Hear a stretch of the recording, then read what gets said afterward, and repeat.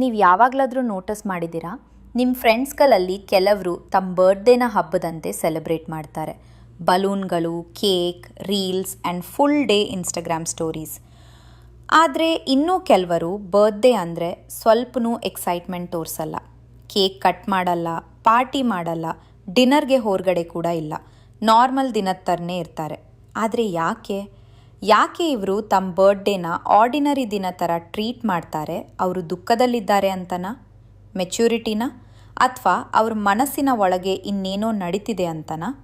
ಇವತ್ತು ಈ ವಿಡಿಯೋದಲ್ಲಿ ಅದೇ ಪ್ರಶ್ನೆಗೆ ಉತ್ತರ ಹುಡ್ಕೋಣ.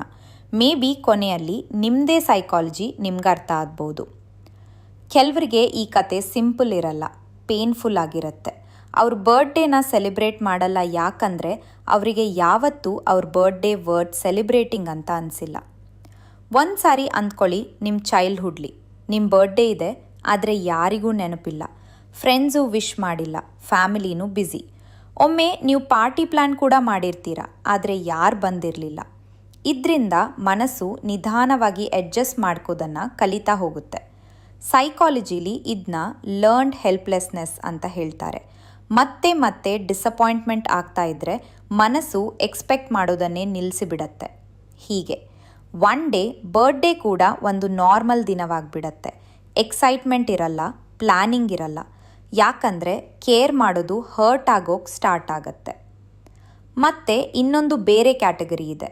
ಇವರು ಜೀವನದ ಫಾಸ್ಟ್ ಟ್ರ್ಯಾಕ್ನಲ್ಲಿ ಓಡ್ತಿರ್ತಾರೆ. Work, deadlines, college, family, stress ಇವೆಲ್ಲ ಬ್ರೈನ್ನ ಇಷ್ಟು ಓವರ್ಲೋಡ್ ಮಾಡುತ್ತೆ ಅಂದರೆ ಸ್ಪೆಷಲ್ ಡೇಸ್ ಸ್ಪೆಷಲ್ ಅನ್ಸೋದನ್ನು ನಿಲ್ಲಿಸಿಬಿಡತ್ವೆ. ಇವ್ರ ಬರ್ತ್ಡೇ ಇಗ್ನೋರ್ ಆಗಿರೋದಲ್ಲ, ಅದು ಅವ್ರ ಸ್ಕೆಡ್ಯೂಲ್ನಲ್ಲಿ ಸ್ಕ್ವೀಸ್ ಆಗಿರುತ್ತೆ ಅಷ್ಟೆ. ಮಾರ್ನಿಂಗ್ ಮೀಟಿಂಗ್ಸ್, ಅಸೈನ್ಮೆಂಟ್ಸ್, ಕಾಲ್ಸ್ ಮತ್ತೆ ಗೊತ್ತಾಗೋಷ್ಟರಲ್ಲಿ ಸಂಜೆ ಆಗೋಗಿರುತ್ತೆ. ಸೈಕಾಲಜಿಸ್ಟ್ ಇದನ್ನು ಟೈಮ್ ಬ್ಲೈಂಡ್ನೆಸ್ ಅಂತ ಕರೀತಾರೆ.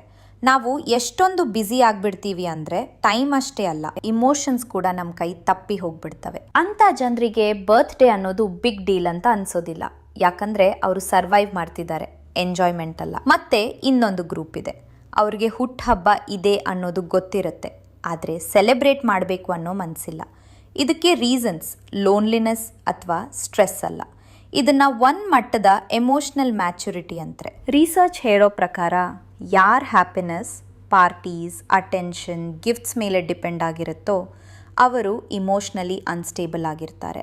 ಆದರೆ ಯಾರಿಗೆ ಅವರ ವ್ಯಾಲ್ಯೂಸ್ ಗೊತ್ತಿರುತ್ತೋ ಅವರಿಗೆ ಅವರ ಇಂಪಾರ್ಟೆನ್ಸ್ ಫೀಲ್ ಮಾಡ್ಕೊಳ್ಳೋದಕ್ಕೆ ಕ್ಯಾಲೆಂಡರ್ನಲ್ಲಿ ಒಂದು ದಿನ ಬೇಕಾಗಿರೋದಿಲ್ಲ.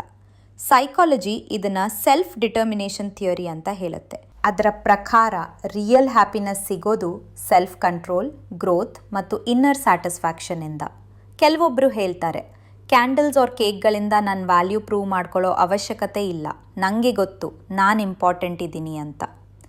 ಇಲ್ಲಿ ಇಂಟ್ರೆಸ್ಟಿಂಗ್ ಪಾರ್ಟ್ ಏನಪ್ಪ ಅಂದರೆ ಈ ಮೈಂಡ್ಸೆಟ್ ಬರ್ತ್ಡೇಸ್ಗೆ ಅಷ್ಟೇ ಲಿಮಿಟೆಡ್ ಆಗಿರಲ್ಲ. ಯಾರು ಅವ್ರ ಹುಟ್ಟುಹಬ್ಬನ ನಾರ್ಮಲ್ ಆಗಿ ಟ್ರೀಟ್ ಮಾಡ್ತಾರೋ ಅವರು ಅವ್ರ ಜೀವನದ ಬೇರೆ ಎಲ್ಲ ವಿಷಯಗಳಲ್ಲೂ ಇದೇ ಅಪ್ರೋಚ್ ಫಾಲೋ ಮಾಡ್ತಾರೆ. ಇವರು ಸ್ಪಾಟ್ಲೈಟ್ ಹುಡುಕಲ್ಲ, ಇವರು ಲೈಕ್ಸ್ ಆ್ಯಂಡ್ ಅಟೆನ್ಷನ್ನ ಹಿಂದೆ ಹೊಡಲ್ಲ, ಅವ್ರ ಹ್ಯಾಪಿನೆಸ್ನ ಒಳಗಿಂದ ಹುಡುಕ್ತಾರೆ. ಅಂದರೆ ಅವ್ರಿಗೆ ಲೋನ್ಲಿನೆಸ್ ಕಾಡಲ್ಲ ಅಂತನಾ? ಖಂಡಿತ ಇಲ್ಲ, ಅವರು ಕೂಡ ಮನುಷ್ಯರೇ. ಬಟ್ ಡಿಫ್ರೆನ್ಸ್ ಇಷ್ಟೇ, ನೀವು ಸ್ಪೆಷಲ್ ಅಂದ್ಕೊಂಡ್ರೆ ಪ್ರತಿದಿನವೂ ಸ್ಪೆಷಲ್ ಆಗಬಹುದು ಅಂತ ಅವರು ಅರ್ಥ ಮಾಡ್ಕೊಂಡಿರ್ತಾರೆ. ಅವರಿಗೆ ಲೈಫ್ ಸೆಲೆಬ್ರೇಷನ್ ಅಂದರೆ ವರ್ಷದಲ್ಲಿ ಒಂದು ದಿನದ ಈವೆಂಟ್ ಅಲ್ಲ, ಅದೊಂಥರ ಡೈಲಿ ಇಮೋಷನ್. ಅದರಿಂದ ನೀವು ನಿಮ್ಮ ಬರ್ತ್ಡೇನ ಗ್ರ್ಯಾಂಡಾಗಿ ಸೆಲೆಬ್ರೇಟ್ ಮಾಡಿದ್ರು ಅಥವಾ ಒಂದು ನಾರ್ಮಲ್ ಟ್ಯೂಸ್ಡೇ ಅಂತ ನೋಡಿದ್ರು, ಇವೆರಡೂ ನಿಮ್ಮ ಒಳಗಿನ ಸೈಕಾಲಜಿನ ರಿವೀಲ್ ಮಾಡುತ್ತವೆ. ಕೆಲವರಿಗೆ ಅದು ಪಾಸ್ಟ್ ಪೇನ್ ಆಗಿರುತ್ತೆ, ಕೆಲವರಿಗೆ ಪ್ರಯಾರಿಟೀಸ್, ಮತ್ತು ಕೆಲವರಿಗೆ ಪೀಸ್.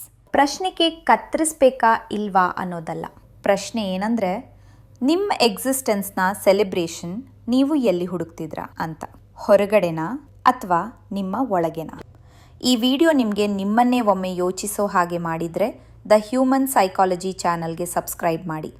ಮತ್ತು ಕಮೆಂಟ್ಸ್ನಲ್ಲಿ ಹೇಳಿ ನೀವು ಯಾವ ಕ್ಯಾಟಗರಿ, ಬರ್ತ್ಡೇ ಸೆಲೆಬ್ರೇಷನ್ ಮಾಡ್ತೀರಾ ಅಥವಾ ನಾರ್ಮಲ್ ಡೇ ಅಂತ ಟ್ರೀಟ್ ಮಾಡ್ತೀರಾ?